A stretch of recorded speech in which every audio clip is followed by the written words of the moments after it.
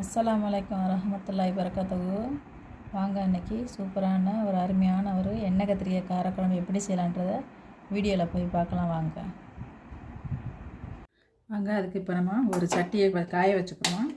காய வச்சுட்டு முதல்ல கொஞ்சம் எண்ணெய் ஊற்றி அந்த மசாலாலாம் கொஞ்சம் ஃபஸ்ட்டு வறுத்துக்கிறணும்.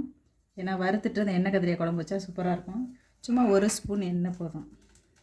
அங்கே சாம்பார் இந்த மாதிரி 2 கைப்பிடி அளவு நம்ம அதை 2 கைப்பிடி அளவு சாம்பார் வெங்காயம் நம்ம அதில் போட்டு அதை வதக்கிடுவோம்.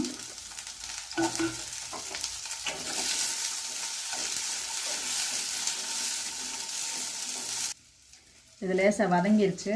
இப்போ நம்ம அது கூட 1.5 ஸ்பூன் சீரகம் சேர்த்துக்கிறோம். அதில் ஒரு 1/2 ஸ்பூன் மிளகு சேர்த்துக்கிடுவோம். அதை கொஞ்சம் லைட்டாக வதக்கிட்டு எடுத்து ஒரு 5 மிளகா 6 மிளகா காரம் நம்ம விருப்பம்தான். நான் ஒரு 6 மிளகா போடுறேன். அதில் தனி மிளகாத்தூள் கொஞ்சம் போட, அதனால் ஒரு 6 மிளகா போட்டுக்கிறேன். 2 ஸ்பூனு பெரிய ஸ்பூனில் 2 ஸ்பூனு தனியா போட்டுக்கிறேன். இதை முதல்ல நம்ம நல்லா வதக்கிக்கிடுவோம்.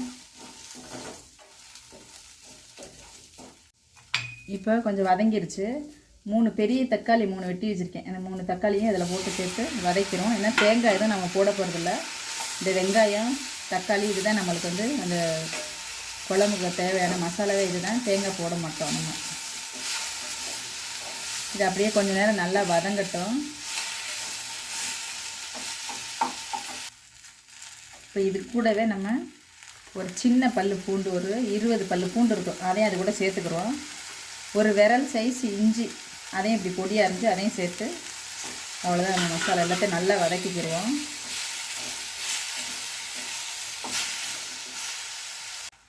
நல்லா வதங்கிடுச்சு. இப்போ இது கூட ஒரு 1/2 ஸ்பூன் மஞ்சத்தூள் இதில் சேர்த்துக்கிறோம்.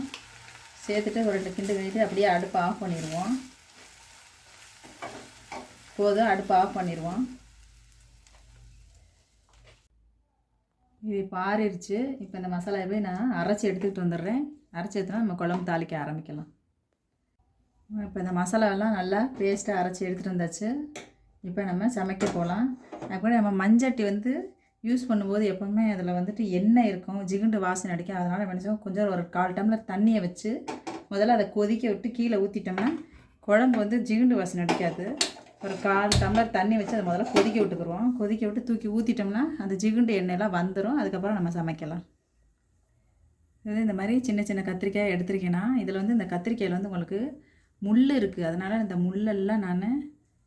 முள்ளெல்லாம் எடுத்துடுறேன். இந்த முள்ளெல்லாம் இப்படி எடுத்துட்டு இந்த கொடையோடு தான் நம்ம போட போகிறோம். இதில் முள் இருக்குது இந்த கத்திரிக்காயில். இந்த முள்ளெல்லாம் இப்படி எடுத்துருவோம். எடுத்துட்டு நம்ம இந்த காம்போடு கட் பண்ணி போடுவோம். ஏன்னா அப்படி போட்டால் தான் முள் இருக்காமல் இருக்கும். இல்லைன்னா இந்த முள் இருக்குது போட்டு அதுக்கப்புறம் நம்ம இந்த மாதிரி வெட்டி எடுத்துருவோம். அதை இந்த மாதிரி வெட்டி எடுத்துக்கிறோம். வெட்டிட்டு ஒரு கத்திரிக்காய் இப்படி நாலாக வெட்டி தண்ணியில் போட்டு வச்சுக்கிடுவோம். நம்ம இந்த கத்திரிக்காய் எல்லாத்தையும் இதே மாதிரி வெட்டி தண்ணியில் போட்டு வச்சுருக்கேன். இதை நம்ம இப்படி எண்ணெய் ஊற்றி இந்த கத்திரிக்காயை முதல்ல வதக்கி எடுத்துக்கிடுவோம். கொதிச்சிருச்சு. நம்ம இந்த தண்ணியை ஊற்றிடுவோம். தண்ணியை ஊற்றிட்டு மறுபடியும் நம்ம அடுப்பில் வைக்கலாம். தண்ணியை ஊற்றிட்டு வந்துடலாம். இப்போ நம்ம பாத்திரத்தை வச்சுக்கலாம். பாத்திரத்தை வச்சுட்டு நம்ம நல்லா ஒரு 2-3 ஸ்பூன் எண்ணெய் ஊற்றிக்கிறோம். அதில் நல்லெண்ணெய் தான் நான் ஊற்றுறேன். இந்த நல்லெண்ணெயை நம்ம இந்த கத்திரிக்காயை வதக்கி எடுத்துக்கிறோம். அப்படியே அதிலே தாளித்து விட்ருவோம்.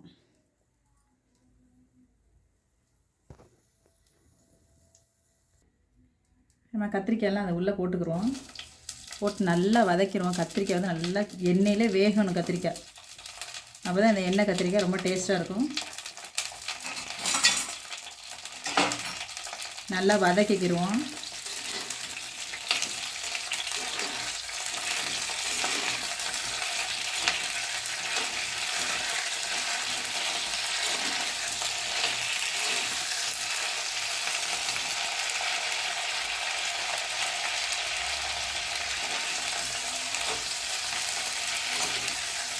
நம்ம கத்திரிக்காய் நல்லா சுருங்கிருச்சு.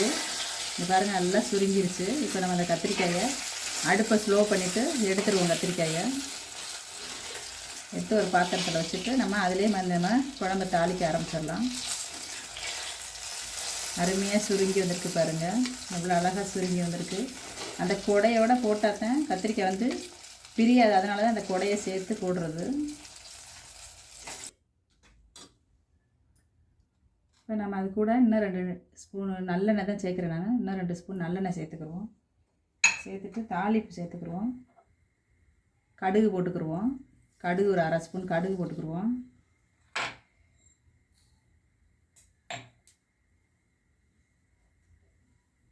கடுகு பொரிஞ்சதும் வெந்தயம் ஒரு 1/4 ஸ்பூன் வெந்தயம் சேர்த்துக்குருவோம்.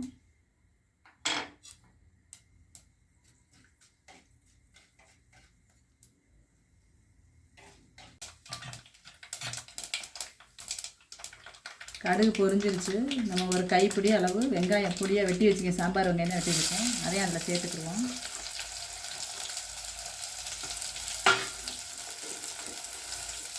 கருவேப்பிலை ஒரு ஆறுக்கு அதையும் போட்டுக்குருவோம்.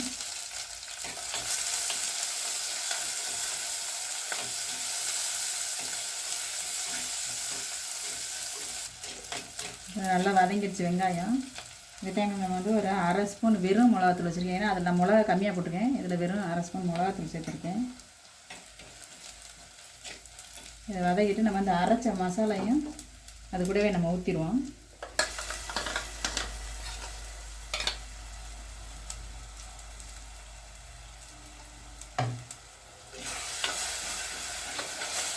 கொஞ்ச நேரம் அதை அப்படியே நல்லா வதக்கிக்கிடுவோம்.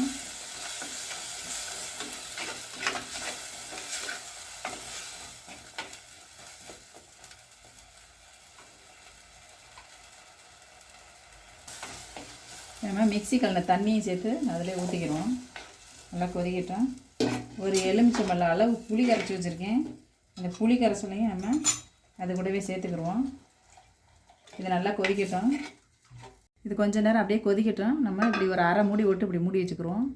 கொஞ்சம் நேரம் கொதிக்கட்டும். இப்போ நம்ம குழம்பு கொதிச்சிருச்சு, நல்லா வாசனை பச்சை வாசனைலாம் போயிடுச்சு. இப்போ நம்ம இந்த டைமில் உப்பு போட்டுக்கிடுவோம். இந்த குழம்புக்கு தேவையான உப்பு போட்டுக்கிறோம். பார்த்து போடுங்க உப்பை.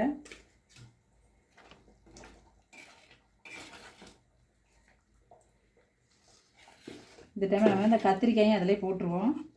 இந்த கத்திரிக்காயும் அதிலே சேர்த்துருவோம். நம்ம ஏற்கனவே நம்ம இந்த கத்திரிக்காய் வதங்கினால ரொம்ப நேரம் தேவையில்லை, கொஞ்சம் ஸ்லோவாக வச்சா போதும்.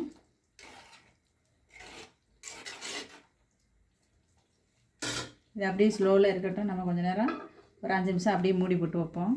5 நிமிஷம் ஆயிடுச்சு. இப்போ நம்ம திறந்து பார்க்கலாம். சூப்பராக நம்ம ஊற்றின எண்ணெயெல்லாம் பிரிஞ்சு நல்லா அழகாக மேலே வந்திருக்கு. நல்லா கத்திரிக்காய் வந்து வெந்து ரெடி ஆயிடுச்சு. கண்டிப்பாக இந்த எண்ணெய் கத்திரிக்காய் சமைச்சு பாருங்கள். சமைச்சு பார்த்துட்டு கண்டிப்பாக எனக்கு கமெண்ட் பண்ணுங்கள். சப்ஸ்கிரைப் பண்ணாதவங்க சப்ஸ்கிரைப் பண்ணுங்கள். சப்ஸ்கிரைப் பண்ணவங்களுக்கெல்லாம் ரொம்ப நன்றி.